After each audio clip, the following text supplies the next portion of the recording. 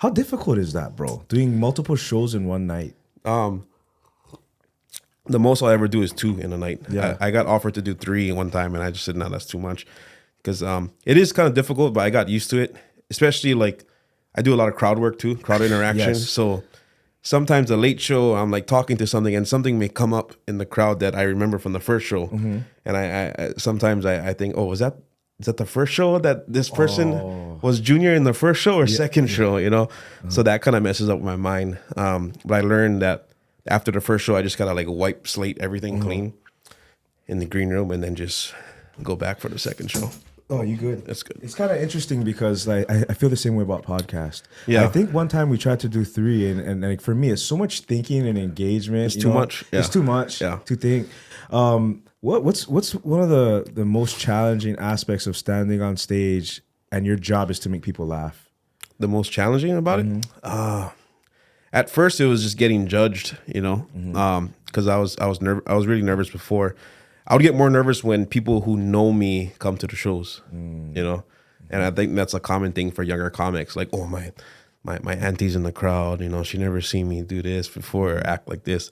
And I just easily got over that fear by just thinking like, this is just my job and this is a performance, you know, and also just committing. Like, if you go in 50%, you're going to look more stupid than going in 100% and committing, you know? So rather to just go all out with the bit, you know? That was the challenge I had in the beginning.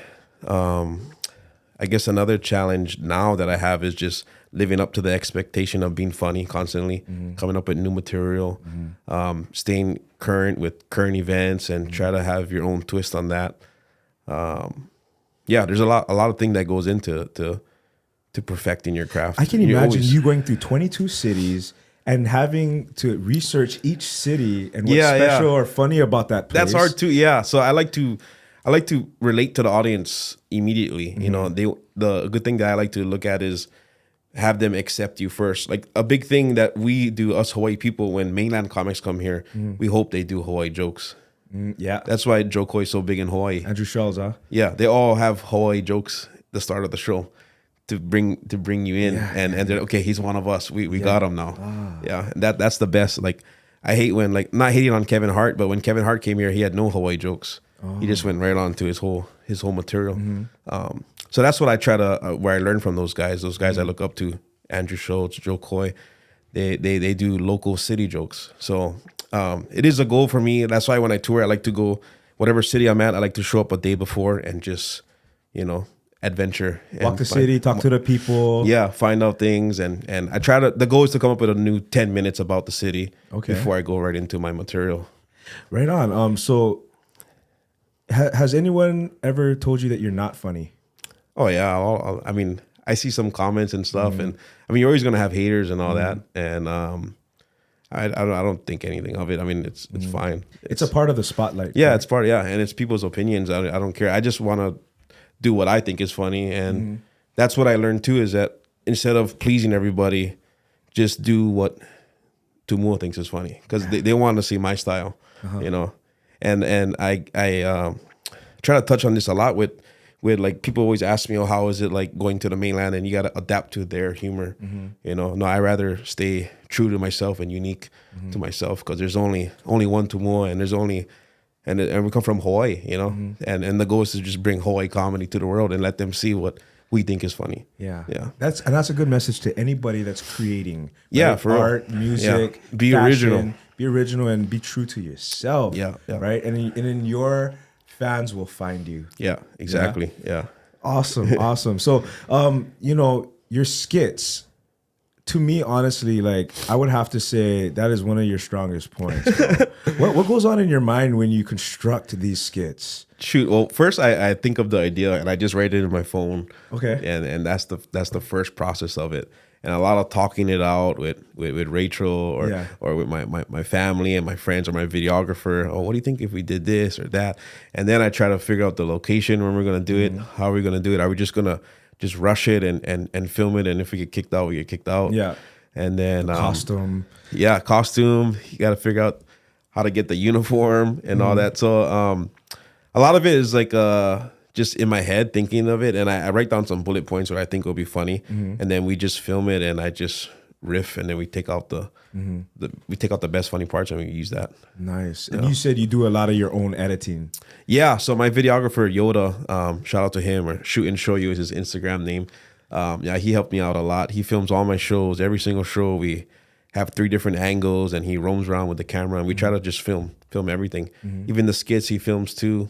I'm real, like, you know, I guess I wouldn't say I guess a perfectionist of where I want to be cut and all that. So at first we tried to get him to like cut my skits, and it just kept going back and forth. Oh, can you take this part out? Can I do that? And I'm like, I'd just rather do it myself. So he films all the videos for the skits, and then he sends it to me in raw files, and then I try to cut it up for that and find the timing. Wow. So, I mean, those are the stuff behind the scenes that your fans don't know. Yeah. Is that you have a big part in everything that is the Tumua brand. Yeah. Wow. Okay. Is it because he's Japanese? Nah, he edits some stuff, you know, like the highlight videos, the 2 specials we put out, he did most of it too. So I'm very thankful for him for that. But it might be because he's Japanese. I gotta ask him. Know. No, yeah, because like even like captions and stuff. Like he said he told me straight up. He's like, "Oh, I'm not good at spelling. I don't know how some certain words are spelled." Oh, he's Japanese national. Yeah, that's his ethnicity. Oh, Japanese. Yeah, that's why it's hard to edit maybe. Yeah. Or timing, culture. Yeah. So, okay.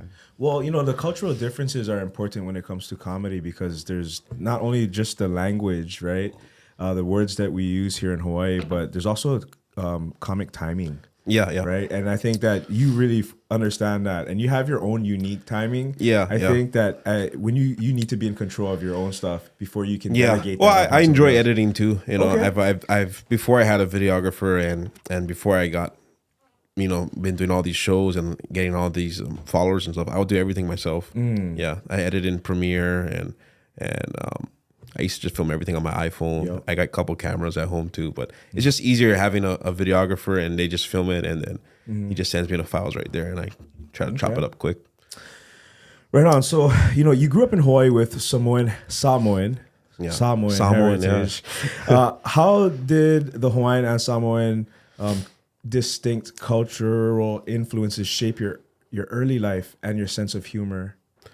Probably goes back to where I'm saying I don't know where I'm from, because like we moved around a lot when I was a kid. Like we lived in Kaneohe and Eastside, Kahalu, Eva, and now I'm back at Waianae. So I mean, having all these friends from all these different cities kind of helped me pick up, you know, certain city lingos or what goes on in certain cities, which is why I kind of know a lot about the whole island kind of, and that helped with my comedy and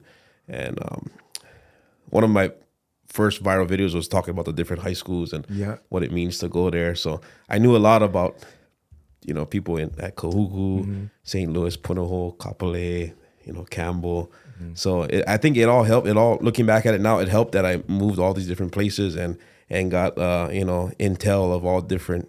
Because I mean, we're all in Hawaii, but depending where you live, it's different. You know, like living in Kahuku and Laie, completely different than living in Kapolei. Absolutely. Yeah. So and then it even gets to different islands. Different islands too. That's what I'm learning right now too. When I tour the different islands, it's completely different than Maui, Island, Kauai. Yeah, they have different words they use.